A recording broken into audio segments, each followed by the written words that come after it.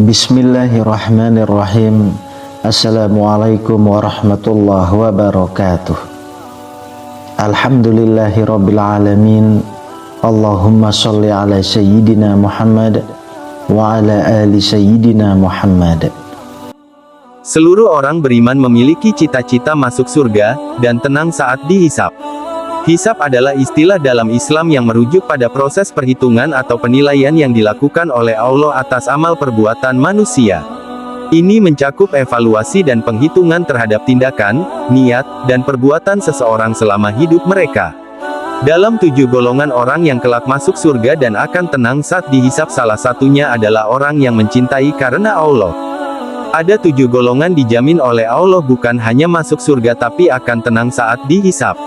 Saat orang lain kesulitan dihisab, dan orang sudah gak peduli surga atau neraka, yang penting cepat dihisab. Maka ada 7 golongan yang santai.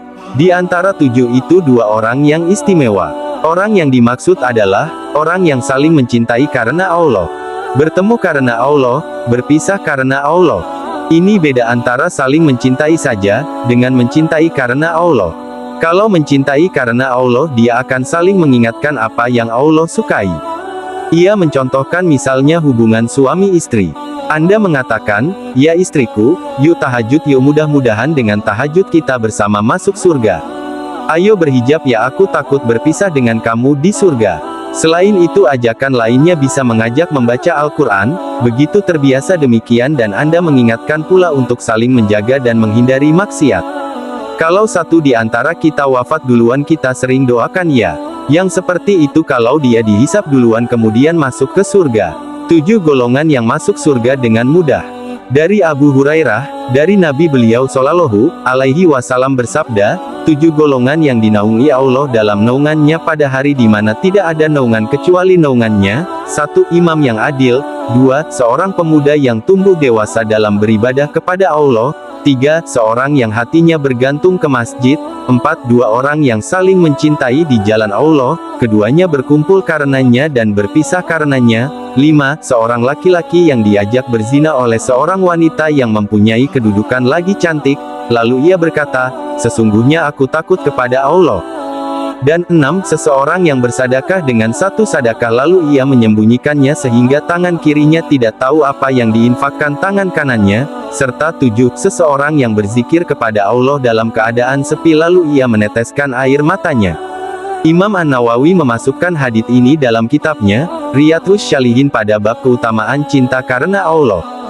Mencinta seseorang hanya karena Allah Azza wa Jalla adalah cinta yang tidak dapat dinodai oleh unsur-unsur keduniaan, ketampanan, harta, kedudukan, fasilitas, suku, bangsa dan yang lainnya. Akan tetapi dia melihat dan mencintai seseorang karena ketaatannya dalam melaksanakan perintah Allah Azza wa Jalla dan kekuatannya dalam meninggalkan larangannya. Al-Hafiz Ibnu Hajar rahimahullah mengatakan, disebut dengan 2 orang yang saling mencintai di jalan Allah, di mana ia berpisah dan berkumpul karenanya, yaitu apabila keduanya saling mencintai karena agama, bukan karena yang lainnya. Dan cinta agama ini tidak putus karena dunia, baik dia berkumpul secara hakiki atau tidak, sampai kematian memisahkan keduanya. Dalam sebuah hadis yang diriwayatkan oleh Al-Humaydi disebutkan bahwa yang dimaksud yaitu dia berkumpul di atas kebaikan. Kemudian sabda Nabi Shallallahu alaihi wasallam, keduanya berpisah karenanya. Yaitu keduanya berkumpul dan berpisah hanya karena Allah Azza wa Jalla, badannya terpisah karena safar atau kematian tetapi ruhnya tetap berkumpul di atas manhaj Allah Azza wa Jalla.